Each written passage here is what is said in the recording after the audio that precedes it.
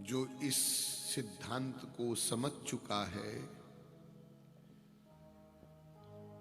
कि गुरु और भगवान में कोई अंतर नहीं होता है। भगवान श्री कृष्ण कहते हैं, आचार्यम माम विजानीयात। आचार्य को अर्थात महापुरुष को अर्थात गुरु को तुम मुझे ही जान।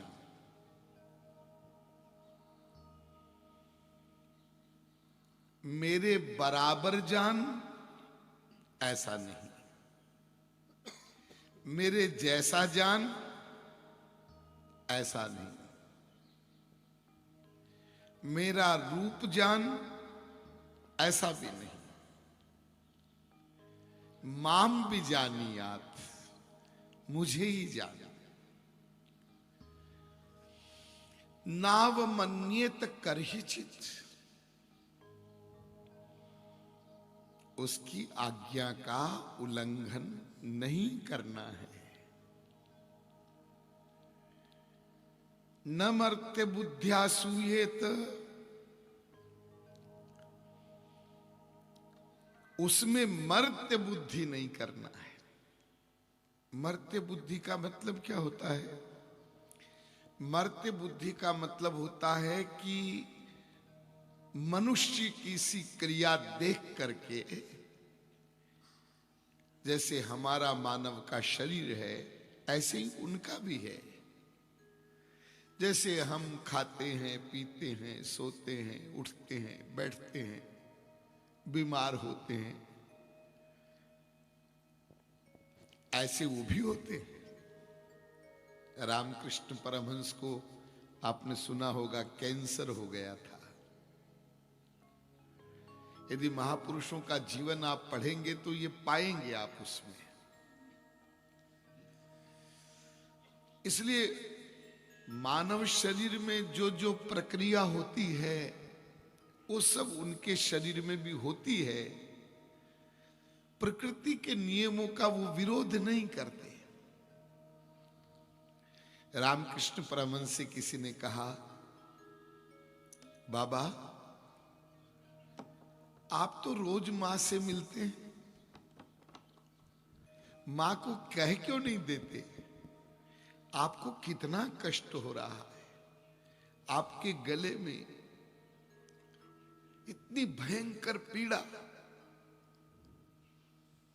मां तो सब कुछ कर सकती है, एक निवेदन कर दीजिए।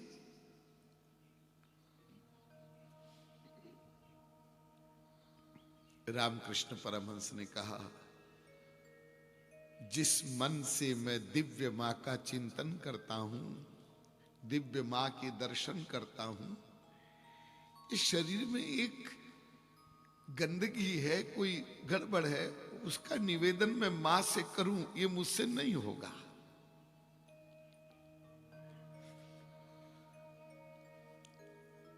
इसलिए वो जीवन सामान्य ढंग से ही बिताते हैं। इसलिए आप लोग ये पाएंगे कि वास्तविक जो संत होते हैं, महापुरुष होते हैं, उनकी एक और बहुत बड़ी पहचान है। उस पहचान को आप लोग याद कर लें। वास्तविक महापुरुष जो होगा वो कभी चमत्कार नहीं दिखाएगा। हम लोगों को एक बीमारी है, एक वाक्य हमारे संसार में प्रचलित है, चमत्कार को नमस्कार है जी, चमत्कार को नमस्कार है। ये जो वाक्य है, हम जो बोलते हैं और हम जो अपेक्षा करते हैं महात्माओं से, संतों से, कोई चमत्कार दिखावे तब माने ये संत है, ये सिद्ध है, ये महापुरुष है। क्या चमत्कार देखना चाहते हो? यानी कोई जादूगिरी, कोई ऐसी चीज दिखावे महात्मा। और इसलिए बहुत सारे बाबा लोग ऐसा नाटक करते हैं। बेटा तुम्हें क्या पसंद है? महाराज ठंड बहुत पड़ रही है, गरम गरम समोसा। अच्छा बेटा समोसा खाएगा? ये ले, आ गया समोसा। हवा में हाथ किया, आ गया। और आप जब ऐसे किसी दृश्य को देख ले, हो अरे महाराज आ गए सच्चे संत, ऐसे हाथ यूं किया, समोसा। अरे ये सब तमोगुणी सिद्धि के चमत्कार होते हैं। सिद्धियां कई प्रकार की होती है। ये कोई संसार का सामान मंगा देना, ये तमोगुणी सिद्धि है। इस तमोगुणी सिद्धि को हमारे ग्रंथों में घोर निंदनीय बताया है। इस प्रकार की सिद्धियां जो प्राप्त कर लेते हैं वो नरक में जाते हैं, वर्जित है ये। और ऐसे बाबाओं के चक्कर में जो पड़ जाते हैं उनका भी जीवन बर्बाद हो जाता है। अरे आप तो पढ़े लिखे समझदार लोग हैं, ये हाथ को यूं करना और समोसा मंगा देना, इसमें क्या खास बात है? 5 रुपए में तो मिल जाता है समोसा, क्या प्रॉब्लम है? यानी उसने इतनी साधना की, इतना ही कमाल किया क्या कि 5 रुपए की चीज मंगा दिया, उसकी सिद्धि 2 कौड़ी की होगी। मैं आपसे कहता हूं कोई आपको ऐसा भी बाबा मिल जाए जो आकाश में उड़ने लग जाए, पानी पर चलने लग जाए, तो भी प्रभावित मत होना।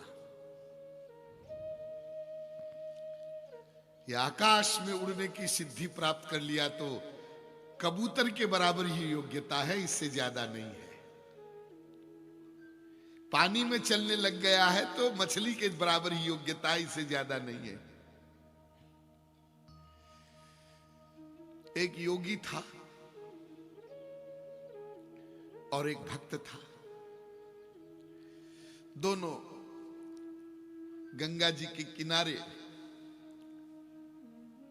खड़े थे। तो योगी ने पूछा भक्त से, उस पार जाना है? भक्त ने कहा हां। चले जाओ। महाराज हम तो कोई नाव मिलेगी उससे आएंगे, तुम करते क्या हो? बोले राधे राधे। बस, अरे राधे राधे बोलो और चले जाओ। देख मैं तुमको दिखाता हूं। और वो सिद्धि को प्राप्त करने वाला वो नदी के ऊपर ऐसे, जैसे आप जमीन पर चलते हैं ऐसे चलकर चला गया। अब पीछे देखता गया, देख ले राधे राधे वाले कैसे जा रहा हूं। और बेचारा वो भक्त जो था वो नाव से गया। दोनों जब उस पार उतरे तो भक्त से उस सिद्ध ने कहा, बस यही पाया तुमने जीवन में? और मेरा चमत्कार देखा तुमने? भक्त तो विनम्र होता ही है। भक्त ने हाथ जोड़कर कहा, भगवान आपने बड़ी सिद्धि प्राप्त की, कितना समय लगाया होगा? वर्षों लगे, वर्षों। लेकिन महाराज मैं तो 4 आने दे करके नाव वाले को इधर आ गया। जो काम 4 आने में हो सकता है उसके लिए हम हमारी किशोरी जी को कोई कष्ट देवें, हमारे भगवान को कष्ट देवें, ये हम नहीं करते। इसलिए ध्यान दीजिए, महापुरुष की वैसे तो बहुत सारी पहचान है, लेकिन उसमें एक पहचान ये है, वो चमत्कार नहीं दिखाते। हाँ, ये जरूर है, कभी कभी किसी किसी महापुरुष के जीवन में चमत्कार दिख पड़ता है। दिखाते नहीं है, वो दिख पड़ता है। जैसे संत ज्ञानेश्वर महाराष्ट्र में हुए, एक योगी आए, उनको बड़ा अहंकार था, उनका नाम था चांगदेव। बड़ी प्रसिद्धि हुई संत ज्ञानेश्वर की। तो मिलने के लिए जब गए तो वो किस रूप में गए? शेर पर बैठकर, हाथ में सर्प का कोड़ा, कि इस रूप को देख करके 1400 वर्ष लगभग उनकी आयु थी। तो चांगदेव ने सोचा कि मेरी सिद्धि को देखकर संत ज्ञानेश्वर प्रभावित होंगे। वो प्रदर्शन, तो संत ज्ञानेश्वर एक दीवार पे बैठे थे। जब इस रूप में आए चांगदेव, तो संत ज्ञानेश्वर बोल पड़े, उनके मुंह से निकल गया, चलो महाराज का स्वागत करें। तो दीवार चल पड़ी। वो दीवार पर बैठे थे, दीवार चल पड़ी। तो चांगदेव ने जब देखा तो शेर को छोड़कर के साष्टांग संत ज्ञानेश्वर के चरणों में पड़ गया। महाराज, आज मुझे पता चला, मुझे मेरी सिद्धियों का अहंकार था, आप वास्तव में महापुरुष हैं। मैं तो किसी पशु पर बैठकर आया, और आपके पास तो वो पावर है कि जड़ भी चेतन हो गया। तो किसी किसी महापुरुष के जीवन में ऐसे अनायास कोई चमत्कार दिख पड़ता है, लेकिन वो दिखा प्रयास नहीं। और संत ज्ञानेश्वर ने जब सुना, बोले क्या हुआ महाराज आप? तब उनको ध्यान आया कि दीवारें ही चल पड़ी। हा? इसलिए वास्तविक महापुरुष चमत्कार नहीं दिखाता। एक चमत्कार है उनके पास बहुत बड़ा, वो दिखाता नहीं, वो होता है। बहुत ध्यान से सुनना। ये शुरू में हम गुरु जी की वंदना करते ना, जो श्लोक है ना, कुछ लोगों ने पूछा कि महाराज बोलते तो हैं, अर्थ का पता ही नहीं।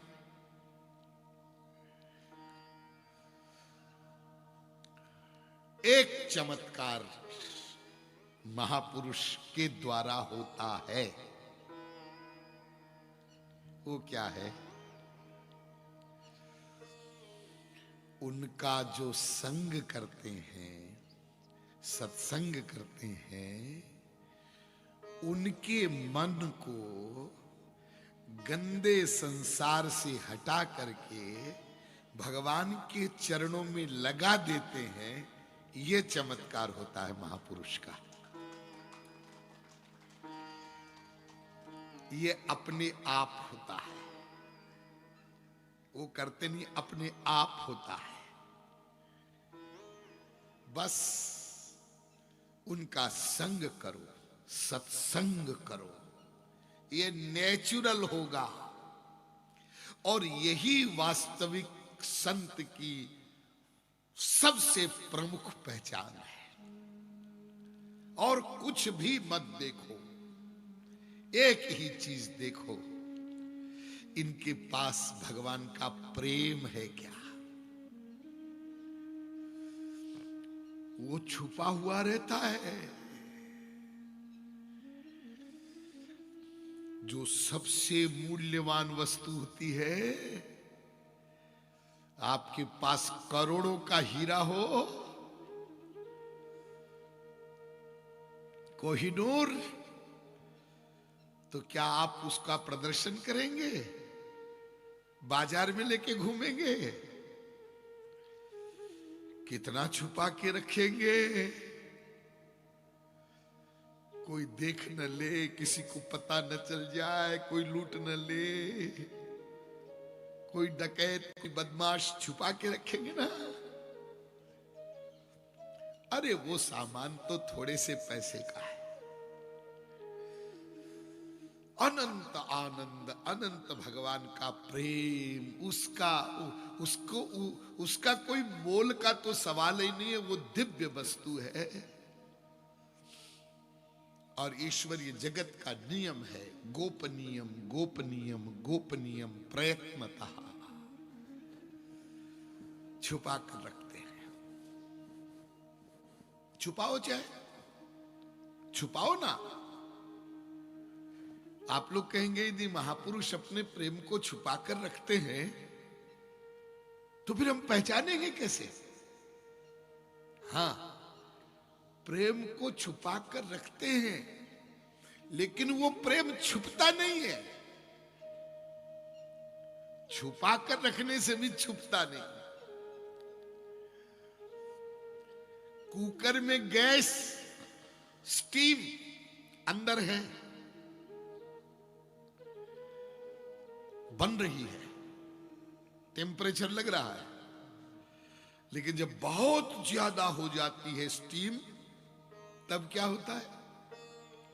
सीटी ऊपर होती है, वो भाप बाहर निकलने लग जाती है। ऐसे ही भगवान का नाम, रूप, लीला, गुण, धाम, इनका जो एटमॉस्फेयर है, इसका जो वातावरण है, वो वातावरण प्राप्त करके कभी कभी कभी कभी महापुरुषों के शरीर में सात्विक भावों का उद्रेक होता है। स्तंभः, स्वेदोत्थ, रोमांचः, वैवर्ण्य, अश्रुपलयः, प्रलयः,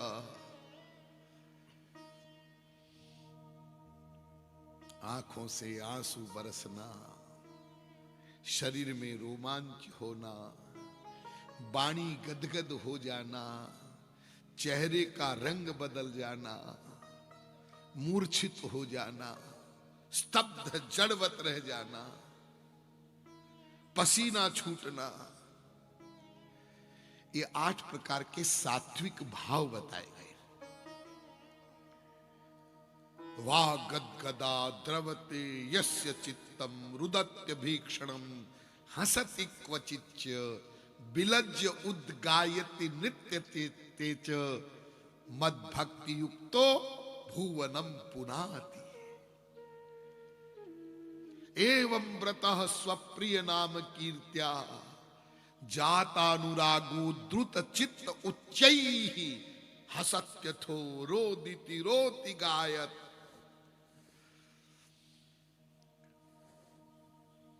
और जब वो प्रेम का अतिरेक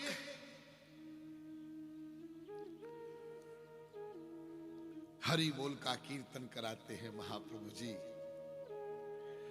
और उस संकीर्तन में उनकी ऐसी अवस्था हो जाती थी, कभी नाच रहे, कभी गा रहे, कभी रो रहे, कभी मूर्छित होके गिर रहे हैं, लेकिन वो अवस्था, कहूं कहूं वृष्टि सारदी थोरी, सावन भादों में तो बरसात होती रहती है, लेकिन जनवरी में, दिसंबर में कभी कभी, है ना? ऐसे ही महापुरुषों में जो प्रेम के लक्षणों का प्राकट्य होता है, वो कभी कभी होता है। वो देखने का सौभाग्य किसी सौभाग्यशाली जीवात्मा को प्राप्त हो, क्या होती है वो अवस्था? उस अवस्था में महापुरुष की क्या स्थिति होती है? इसलिए रामचरितमानस में मैंने आपको बताया था कि पहला जो वंदना का जो दोहा है, सोरठा है लास्ट का, उसमें तुलसीदास जी कहते हैं कृपा सिंधु नर रूप हरि।